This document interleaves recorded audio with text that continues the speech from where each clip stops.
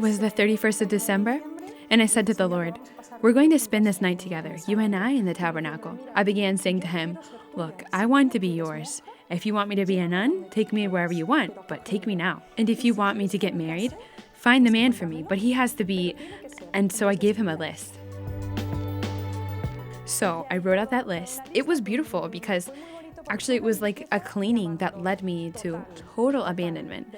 Lord, take my life. There have been a few times in which I've been able to abandon myself in such a way. In that moment, if he had said, get on a plane tomorrow and go to South Africa, I would have done it. 2 weeks later, I met Eduardo on a blind date on the steps of Queen Sofia. He says that when he saw me arriving, he heard violins and a voice that said, this is the woman of your life. Como que oyó violines y una voz que le decía, esa es la mujer de tu vida. The first most important thing was our honeymoon. My idea was to go to some Bali or a desert island like others do, or a beach. But Eduardo looked at me and said, we have to build our married life right. So we went to Medjugorje for our honeymoon. There we had a short meeting with Father Slavko, and he said, you've just got married 2 weeks ago. I think what God is asking of you is that you build up a good marriage and a good family. We held a prayer group in our house. I was, I think, 8 months pregnant, and Eduardo asked whether we could pray for the child that we were waiting for. In that moment, Eduardo said, Lord, we offer you this baby. If there's a baby anywhere in the world that is in danger of being aborted because of some type of illness, give him to us and bless us with the gift of a sick child.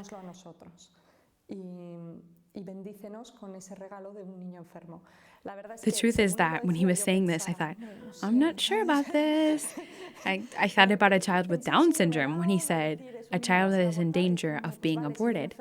And I thought, well, okay, if he's ill, we'll do our best to take care of him. But to the extent of asking for it, I didn't.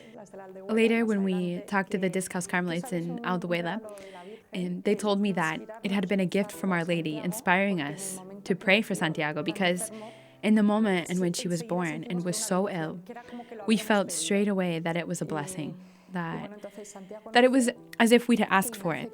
So Santiago was born with a very, very severe and complex heart disease. His heart was the wrong way around. He had about 5 heart problems, holes in his heart, a displaced heart valve. The thing is that nobody thought he'd live. The doctors around us didn't give us much hope. The only thing they asked us was why we hadn't aborted him. The truth is, every time they asked us that, our heart was filled with joy because it confirmed for us that the fact that if this child had been in another's womb, he wouldn't be alive. When doctor after doctor shut the doors in our face, we sat down and picked up the Bible. We said, Lord, you've given us this child. What is it that you want? We prayed, and when we opened it, it was amazing how what came up was the resurrection of Lazarus. In the moment when Jesus arrives and everyone is crying, Jesus looks at them and says, why are you crying? He said, this sickness will not end in death. It is for God's glory. We closed the Bible as if saying, that's it. We have a direct answer. Santiago is going to live. His sickness is for God's glory. Now, all that is left is to see how. So, over the next 5 months, day by day, he got worse and worse, and we couldn't find a solution, and that no doctor wanted to operate on him.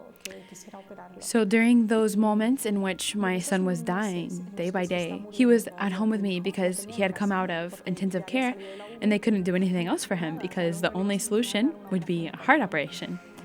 I remember I was almost hysterical. One of these times when I went up to his cradle to see if he was still alive, I felt something that stopped me as if to say, he's okay. An amazing scent of roses around his cradle. It was like someone saying, I'm with him. I felt Our Lady's presence in an amazing peace. It was a hard and difficult path. The moment came to do something. So they did a cardiac catheterization to see how weak he was, and he died.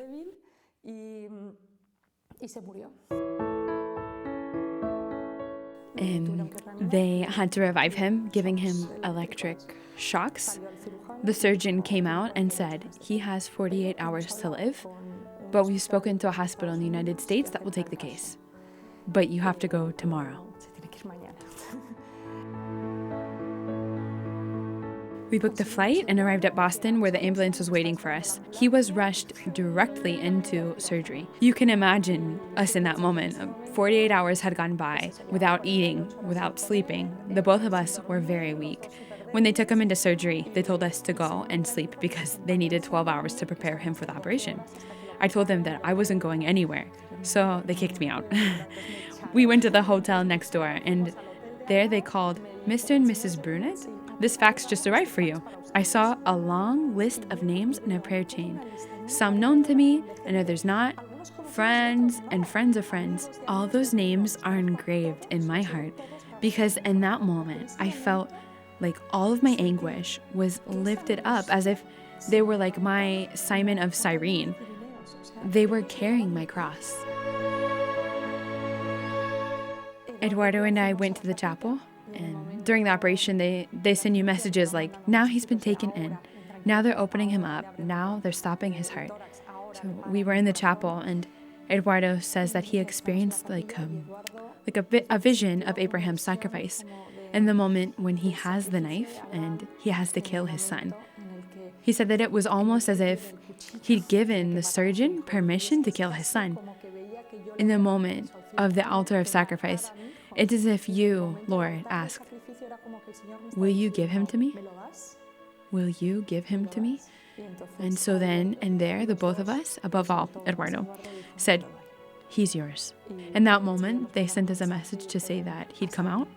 But it was in that moment in which we'd given him saying, he's yours, Lord. All of this, of course, tested our abandonment.